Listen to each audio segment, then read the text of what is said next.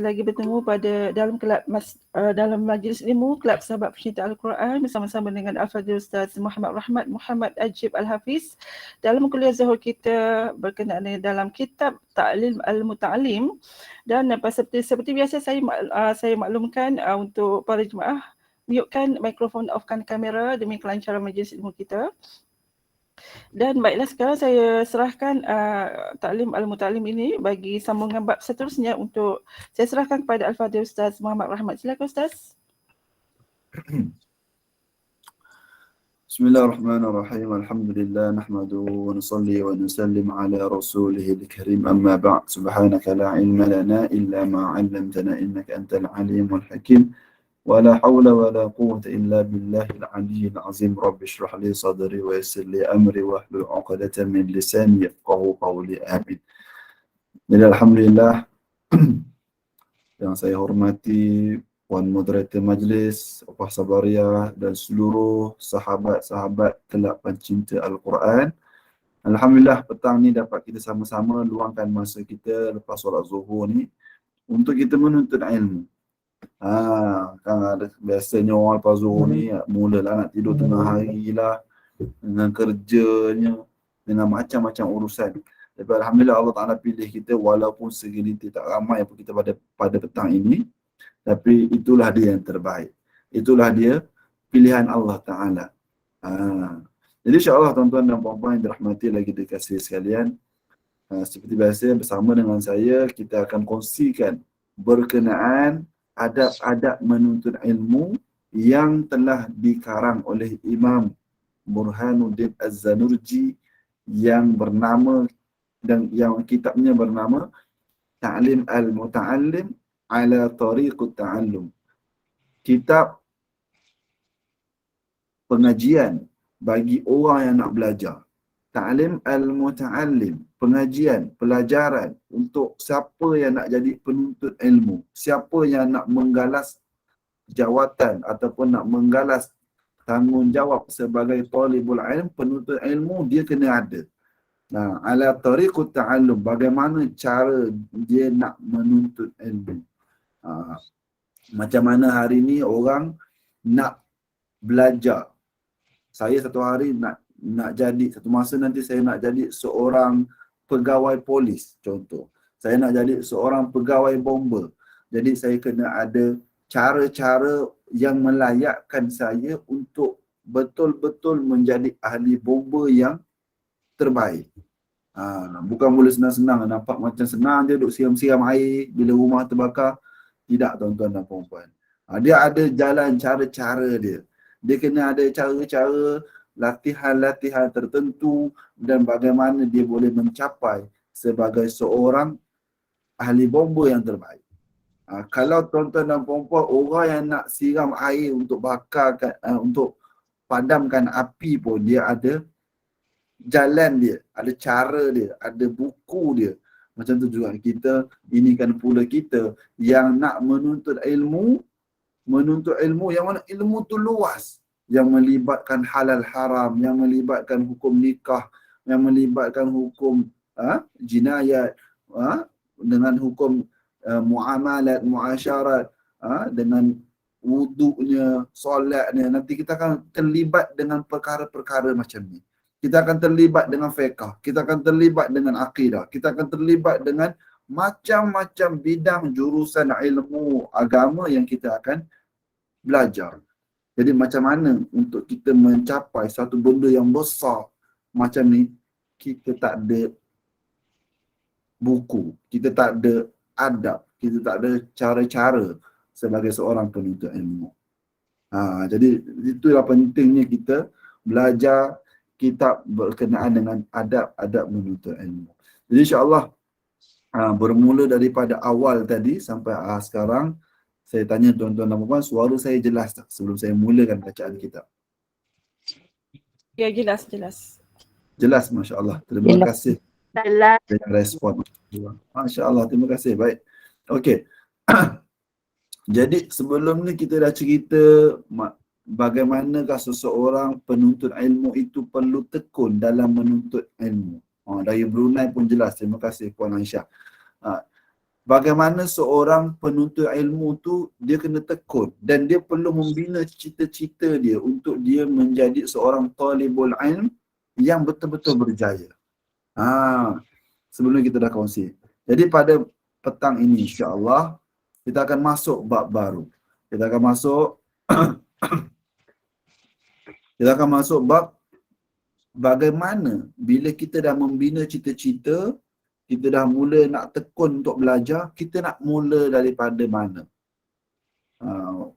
Kalau bahasa orang putih, where should mana aku nak mula ni? Where should I start? Mana kita nak mula? Kita nak mula daripada mana? Apa patut aku buat dulu? Apa tindakan awal untuk aku buat sebagai aku talibul ilm, penuntut ilmu? Okay.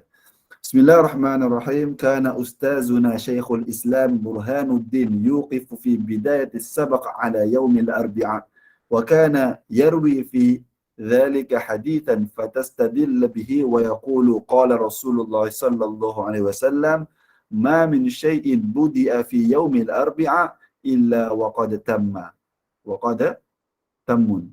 ولهكذا كان يفعل أبو حنيفة وكان يروي هذا الحديث عن أستاذه الشيخ الإمام الأجل قوام الدين أحمد بن عبد الرشيد وسمعت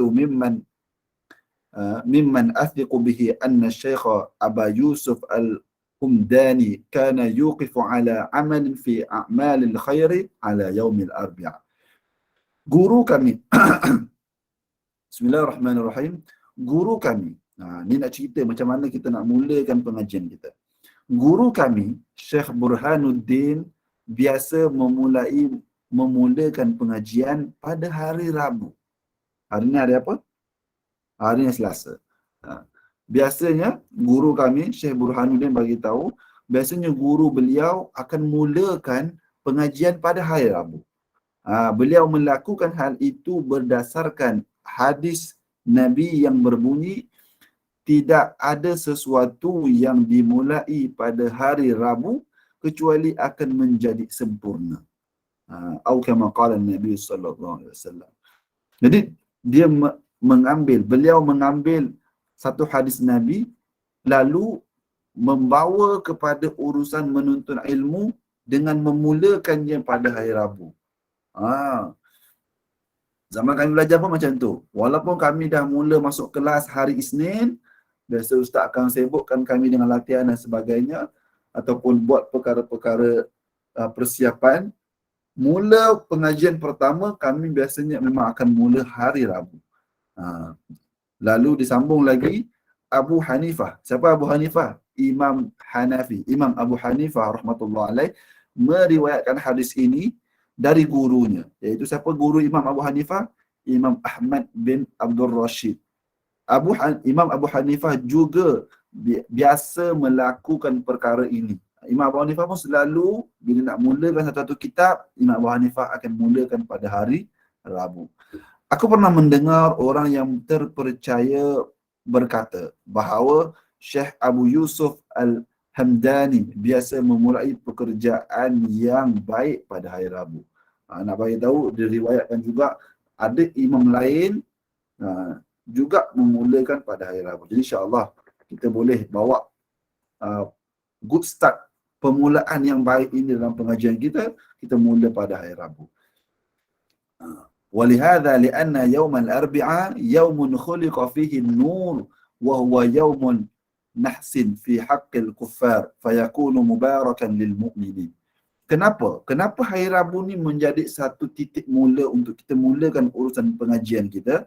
Kerana dalam syarah beliau, kebiasaan ini baik dan benar kerana hari Rabu adalah hari di mana cahaya diciptakan. Khuliqa fihi nur. Cahaya diciptakan oleh Allah SWT, cipta pada hari Rabu. Hari Rabu adalah hari nas bagi orang kafir. Bagi orang kafir, hari Rabu ni hari yang tak baik. Nas lagi orang kafir. Tapi bagi orang mukmin adalah hari yang penuh berkah. Jadi jangan kita selalu jumutkan kepala kita bila kita dengar, oh orang Cina buat gini, orang tu buat gini, orang India buat gini. Tidak. Kita perlu tengok keberuntungan itu daripada hadis, bukan daripada pendapat-pendapat selain daripada pendapat orang Islam. Tapi kalau ianya bertepatan, Masya Allah. Tapi kalau tidak bertepatan, kita perlu ubah mindset tu, mindset pemikiran. Macam selalu kita dengar orang kata apa, nombor 8. Nombor 8 banyak orang. Nombor 8 ni orang kaya, nombor kaya. Orang Cina suka nombor 8. Tapi adakah ianya bertepatan dengan hadis Nabi SAW? Adakah ianya bertepatan? Berapa angka yang sesuai untuk orang Islam? Dalam satu hadis Nabi SAW, nak tahu tak? Nak tahu tak angka? Kadang-kadang orang fikir, oh Cina je ada ong. Orang Melayu mana ong ya?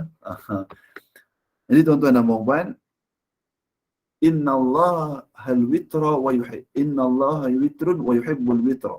Allah Subhanahu wa taala zat yang ganjil.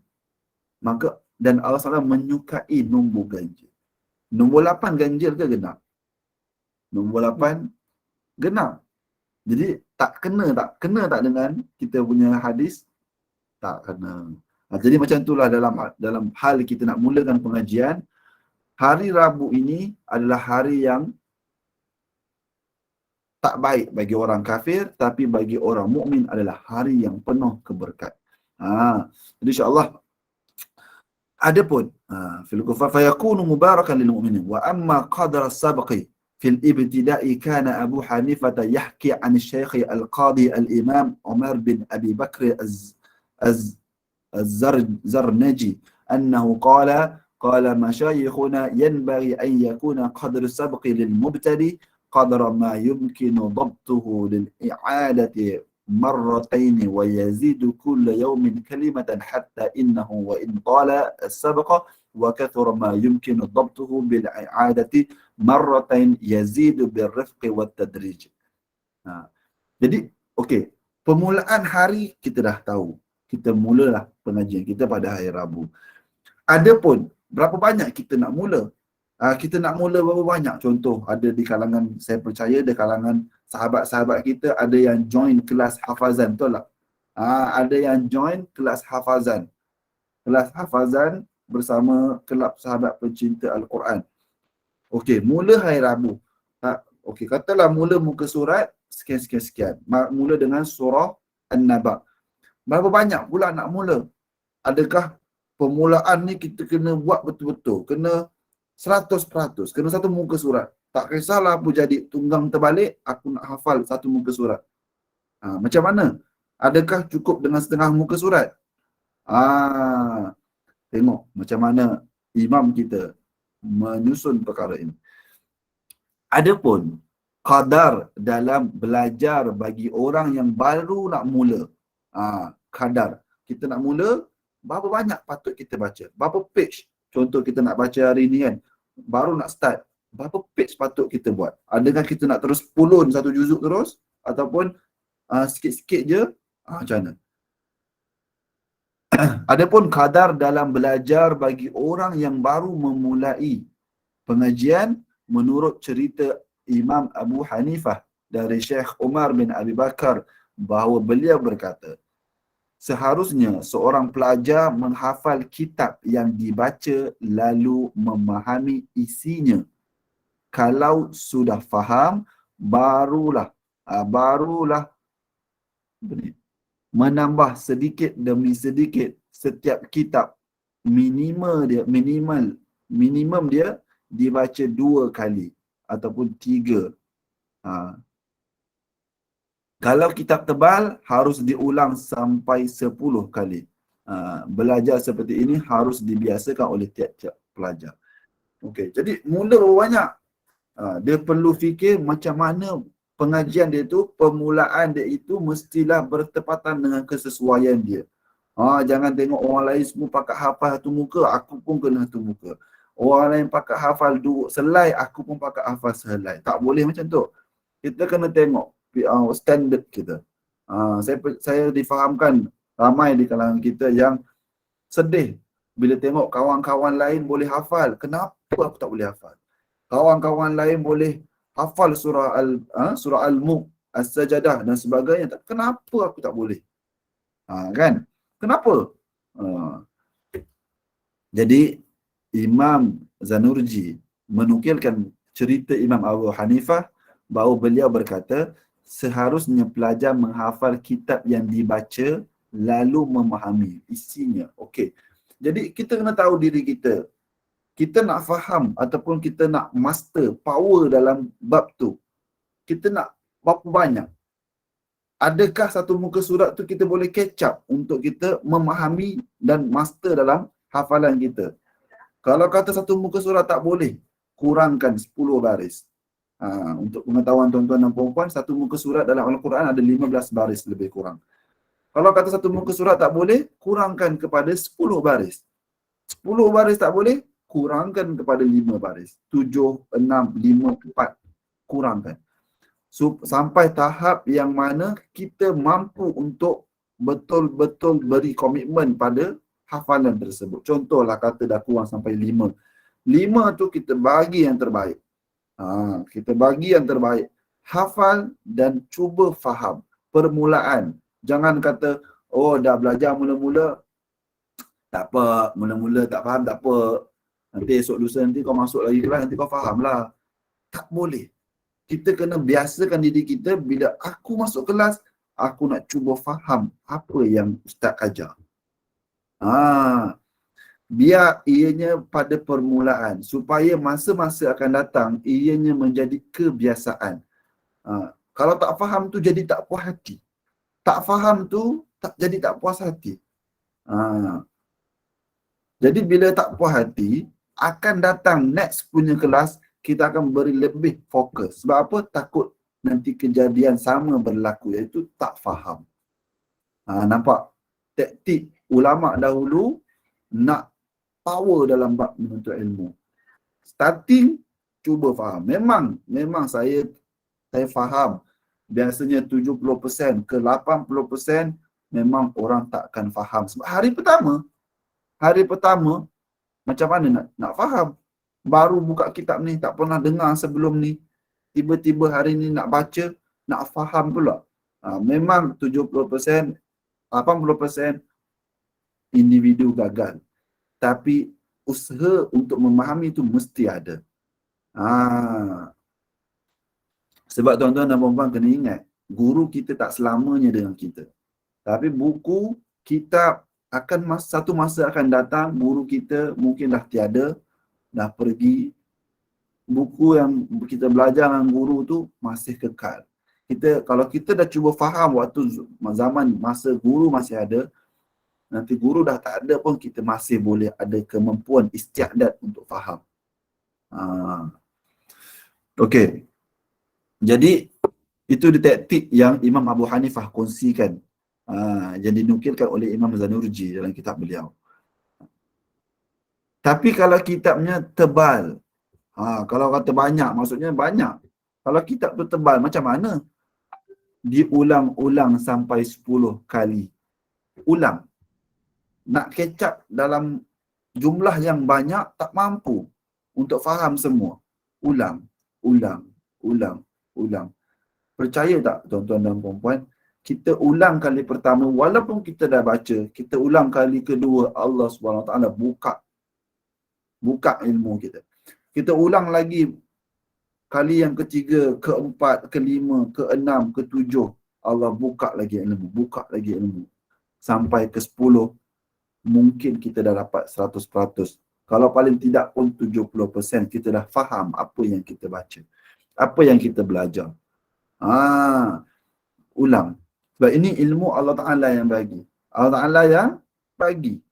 Bila orang usaha kita, hamba aku ni, walaupun dia tak faham, dia ulang lagi. Dia tak faham, dia cuba ulang lagi. Aku bagi dia buka. Sikit. Jadi ilmu ni akan datang bila kita berikan seluruh jiwa raga kita. Baru Allah Ta'ala buka sedikit. Waqila as-sabqu harfun wat-tikraru alfun. Waqila dikatakan juga as-sabqu harfun wat-tikraru alfun.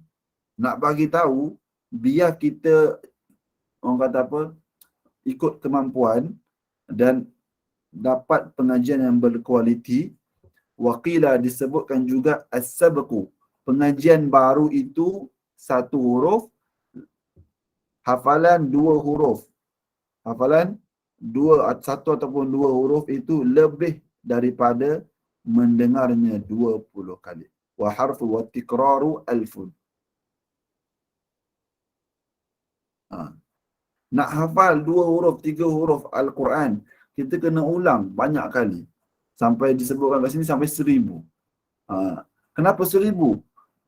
Kita kena faham tu benda bila kita hafal Al-Quran ataupun pengajian kita hafal satu perkara yang lain, yang kedua lekat satu perkara yang lain. Hari ini ramai di kalangan kita, saya percaya tuan-tuan dan puan-puan pun pernah alami perkara ini. Pernah ingat tak waktu zaman-zaman nak exam dulu? Zaman-zaman nak ambil peperiksaan. Waktu tu kalau tanya, masing-masing jadi profesor. Semua boleh rungkaikan. Tak ada masalah.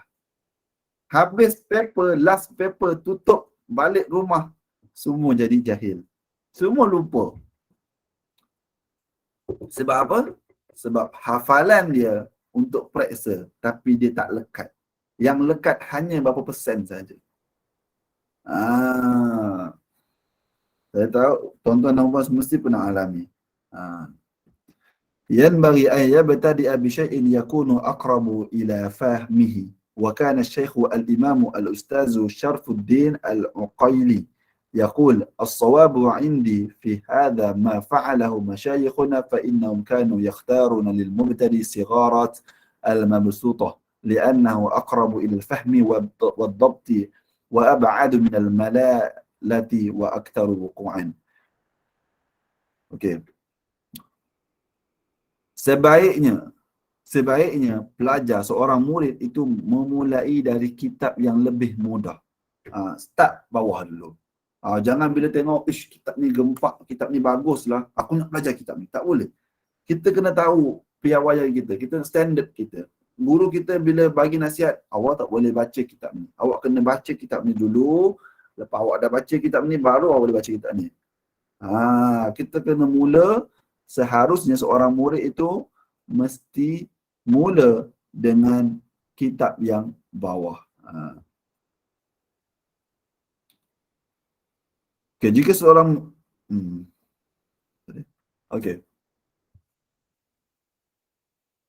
Syekh Syarifuddin berkata, cara yang benar menurut Syekh Syarifuddin, pelajar yang baru mulai mengaji sebaiknya meniru kebiasaan yang dilakukan para ulama.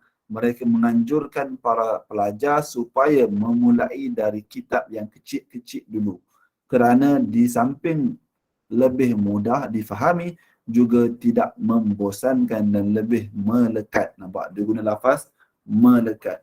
Dalam bahasa Arab pun diguna lafaz aktsaru wuqu'an. Wuqu'an ni maksudnya lekat betul. Mula start dengan kitab yang biasa. Tak apa. Orang kata, apalah makcik ni. Apalah pakcik ni. Baru nak baca Iqra', baru nak baca Muqaddam. Tak apa. Tak apa. Baru nak baca kitab Safinah.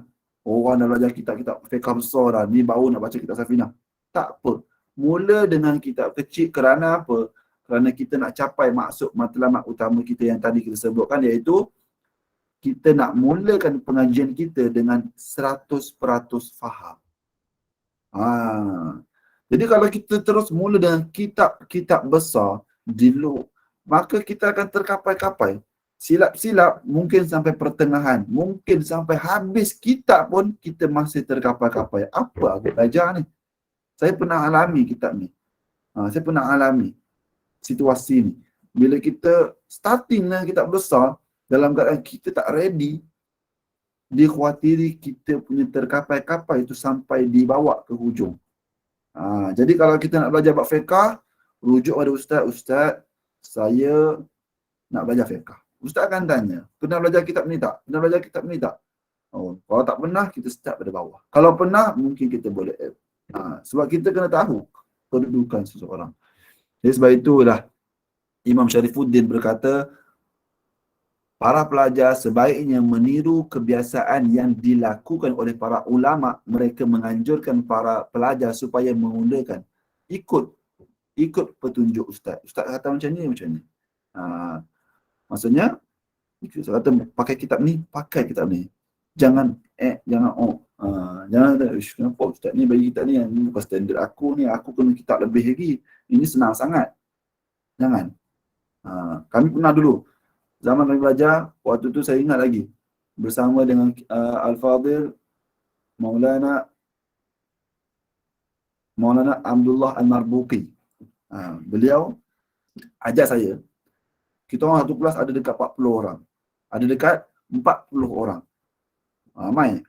Jadi dia ajar, dia kata, macam yang kita cerita hari ni, martabat kitab. Ni tak. Dia suruh kami pakai kitab semua sama. Jadi tak ada masalah lah. Kitab semua sama. Cuma saya pakai cetakan lain sahaja. Saya pakai cetakan lain dan dia marah saya. Dia marah saya. Kenapa pakai cetakan lain? Padahal kitab sama. Bila kitab sama, isi sama. Tapi dia marah sebab pakai cetakan lain. Nak bagi tahu kat sini, bila ustaz kita, guru kita bagi saranan, kita cuba ikut semampu mungkin, sebaik mungkin mencapai standard yang dia mahu. Bila saya tukar kitab, barulah saya tahu kenapa ustaz saya marah saya pakai cetakan lain. Sebab nota-nota kaki yang ada dalam cetakan yang saya baca, tak ada dalam cetakan-cetakan yang ustaz nak saya baca. Nampak? Kita tak tahu, ustaz dah lalu dah perkara ni. Guru-guru kita dah lalu. Jadi dia tahu patut pakai buku yang mana, mana yang lebih mudah, formula dia, peta minda dia dan sebagainya, insya-Allah. Okey. Jadi sikit lagi, وينبغي أن يعلق السبق بعد الضبط والإعادة كثيرا فإنه نافع جدا ولا يكتب المتعلم شيئا لا يفهمه فإنه يورث كلالة الطبع ويذهب فطنه ويضيع أوقاته. Okey.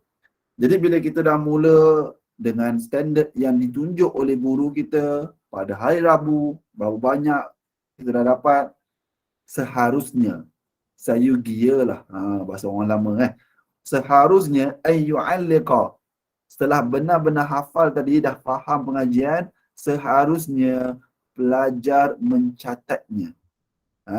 Fi ba'd ad-dabti wal i'adah fa innahu nafi'un jiddan. Catat, tulis. Tulis, kerana perkara menulis itu banyak bagi manfaatnya di kemudian hari. Para pelajar sebaiknya tidak menulis pengajian yang belum difahami sebab hal itu akan menimbulkan keacuhan dan menghilangkan kecerdasan dan menyia-nyiakan waktu. Jadi, contoh kita belajar bab A. Kita belajar bab A, lepas dah selesai, dah faham, kita tulis balik dalam satu buku nota. Ambil satu buku latihan, walaupun ada buku teks, kita pastikan kita ada buku latihan. Kita ada buku latihan. Jadi, buku latihan itu adalah karangan kita. Tuan-tuan dan puan-puan percaya tak? Ulama-ulama dahulu, diorang punya buku nota sampai jadi kitab sekarang. Ulama-ulama dahulu punya hebat dalam tulis nota sendiri. Ni nota nak buat sendiri baca ni. Tapi dia punya hasil tulisan nota dia tu daripada guru dia, nota bukan buku kitab asal, bukan buku teks, buku latihan tu. Buku latihan tu, nota yang ditulis oleh ulama-ulama dahulu diambil menjadi satu kitab hari ini. Nak bagi tahu kat sini betapa pentingnya untuk kita tulis pengajian kita dalam satu buku khas. Jangan, ni satu lagi, jangan duk rojakkan buku tu. Kat situlah buku fiqah, kat situlah buku tauhid, kat situlah buku tadabbur Al-Quran, kat situ juga buku catat hutang, siapa hutang aku hutang siapa. Jangan kita campurkan dalam buku. Terbaik buku fiqah ada buku khas. Buku akidah ada buku lain. buku tadabbur Al-Quran dengan ustaz sekian-sekian, ada buku lain. Kita asingkan. Kalau kata nak mengikut ustaz, banyak sangat ustaz, tak apa. Buat bab. Okey, buku ni fiqh je. Ustaz apa ajar sekalipun, aku akan baca buku ni. Tulis note, kredit kat atas. Okey, hari ni hari Selasa, 30 hari bulan, bersama dengan Ustaz Rahmat. Dalam kitab adab ilmu. Nanti esok lusa bila sama dengan ustaz lain, tulis. Jadi biar kita fokus. Satu buku, satu nota. Satu tajuk. Jangan duk cacah marba kan apa masuk cara rojak apa semua kita sambut. Tak mau. Jadi sebab itulah Imam Zanurji nukilkan dalam kitab beliau, sebaiknya pelajar perlu tulis. Kenapa? Dan tulis itu tulis nota yang telah dibelajar. Nota yang telah dibelajar, bukan nota yang belum belajar. Okey, contohlah kita dah belajar bab A, kita dah tulis nota bab A. Kemudian akan datang kita akan belajar bab B.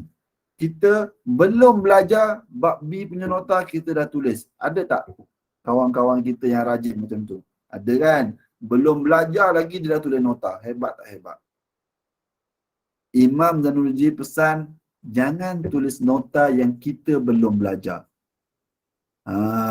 Yang dah belajar, faham betul-betul, then tulis nota. Tak masalah. Yang kita belum belajar, jangan tulis nota. Kenapa? Kenapa? Kerana menulis pelajaran yang belum difahami. Wala yaktubul muta'allimu syai'an la yafham fa innahu yurithu kalala. Benda ni akan menjadi satu hal yang menimbulkan keacuhan, fitnah kepada masa akan datang. Sebab apa? Kita belum faham. Kemungkinan nota yang kita tulis untuk bab B itu salah. Bila kita salah, tak buat pembetulan. Bila tak buat pembetulan, anak cucu kita baca, dia kata apa? Tok aku dulu orang hebat. Tok aku dulu Maulana hebat. Bab agama A. Ni kitab dia, bacalah. Padahal waktu tu kita tulis bab B yang belum kita belajar. Kesian tak orang selepasnya? Kesian orang selepasnya. Baca dalam keadaan salah. Jadi, baca salah pula. Tengok buku teks. Tok aku cakap lain. Buku teks cakap lain. Ulama' ni kata lain. Nak betulkan siapa? Nak betulkan tok ke? Nak betulkan ulama'? Tuan-tuan dan puan-puan, sebab itu ulama' kita pesan, nota ditulis selepas belajar. Lepas dah belajar, dah faham, tulis nota. Tulis nota. Notakan kita punya ni. Kita punya pengajian. Barulah ianya berkualiti. Okey. Jadi insya-Allah yang terakhir ni wayan bagi an yajtahida fil fahmi min al-ustazi bit ta'ammuli wa tafakkuri wa tikrari fa inna fa idza qalla sabaqa wa kathara tikraru wa ta'ammul yudriku wa yafham. Okey. Ni yang terakhir yang saya baca untuk petang ini insya-Allah. Yang terakhir sekali pesanan daripada Imam Zanurji dalam kitab beliau, seharusnya para pelajar berusaha sungguh-sungguh memahami apa yang diterangkan oleh gurunya. Sungguh-sungguh faham. Kemudian diulang-ulangkan. Kemudian diulang-ulang sendiri beberapa kali dan direnungkan supaya benar-benar memahami apa yang belajar. Kerana mendengar satu kalimah lalu dihafal dan difahami itu lebih baik dari mendengar 1000 kalimah tapi tak faham. Jadi antara petua dia, nasihat dia, belajar, hafal, faham. Belajar, hafal, faham. Sebab apa? Bila kita belajar, kita cuba faham. Apa ni makna dia ni? Apa makna tajwid? Jangan biar kita sebut tajwid, masuk telinga kanan, keluar telinga kiri. Paling-paling pun orang kata tajwid tu apa? Tajwid tu yang ilmu belajar baca Al-Quran dengan betul tu, itu je. Itu je paling kita boleh cerita. Fiqh tu apa? Fiqh ni kan solat. Macam tu. Padahal fiqh tu umum. Jadi biar dengan kita satu kalimah, sebab tu disebut kat sini, satu kalimah difaham dan dihafal itu lebih baik daripada 1000 kalimah. Jadi insyaAllah tuan-tuan dan puan-puan yang dirahmati lagi dikasih sekalian, khulasah daripada perkongsian kita pada petang ini, saya ulang balik. Yang pertama tadi berkenaan dengan hari. Kita mulakan pengajian kita pada hari Rabu, insya-Allah. Di situ ada keberkatannya. Kemudian ini mengikut hadis Nabi SAW dan juga amalan-amalan para alim ulama terdahulu. Kemudian bila kita dah mula dengan kapasiti yang kita mampu untuk hafal, ulang dan faham. Kemudian kita tambah sikit-sikit. Hari ni yang hafal 5 ayat Al-Quran, esok tambah jadi 6 ayat, 6 baris. Esok lagi tambah jadi 7 baris. Kalau tak boleh tambah 7 baris, stick on 6 baris. Duduk dulu kat tangga 6 tu. Sampai dah boleh hafal, faham, kemudian baru naik. Macam itulah tangga seorang penuntut ilmu nak meningkatkan level kecerdasan dia dan kualiti dia dalam menuntut ilmu. Jadi insya-Allah tuan-tuan dan puan-puan dirahmati oleh kita kasih sekalian, dengan perkongsian kita pada petang ini, saya harap kita semua dapat amalkan dalam usaha kita menuntut ilmu supaya kita menjadi seorang talibul ilm, penuntut ilmu yang lebih berkualiti. InsyaAllah saya mohon maaf jika ada tersalah kata, tersilap bicara. Yang baik itu daripada Allah Subhanahu Wa Taala, yang kurang itu atas kelemahan kekhilafan saya sendiri. InsyaAllah kita akan sambung lagi slot Ta'lim Al-Muta'allim pada masa akan datang. Dengan itu saya serahkan semula majlis kepada Puan Moderator. Assalamualaikum Ustaz. Saya nak tanya sikit boleh? Boleh, waalaikumsalam. Boleh. Macam ni, itu mengenai menuntut ilmu kan Ustaz. Tapi kalau kita potong kuku pada hari Rabu tu boleh ke Ustaz? Hari Rabu boleh. Boleh tapi ya? afdal hari Jumaat. Afdal hari Isnin? Jumaat. Isnin? Rabu. Rabu. Oh, Rabu boleh. Maknanya selain daripada tu tak digalakkan lah ya? Tak digalakkan. Tapi kalau dah panjang sangat, jangan tunggu Jumaat, potong terus. Boleh lah. Maknanya tak ada jadi apalah ya? Tak jadi. Kesalahan. Oh, okey. Okey, terima kasih. Sama. Okey, ada lagi soalan yang lain-lain dari jemaah?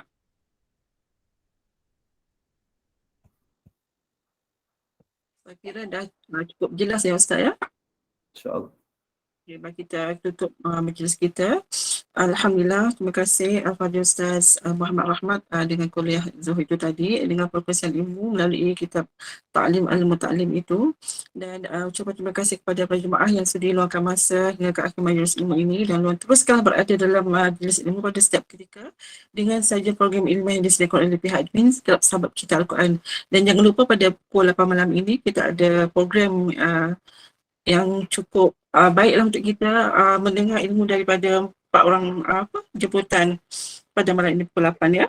Dan bagi mendahulukan majlis ini, saya silakan Ustaz untuk menutup dengan Assalamualaikum Nun. Forum bukan malam ini, malam besok 31 hari bulan.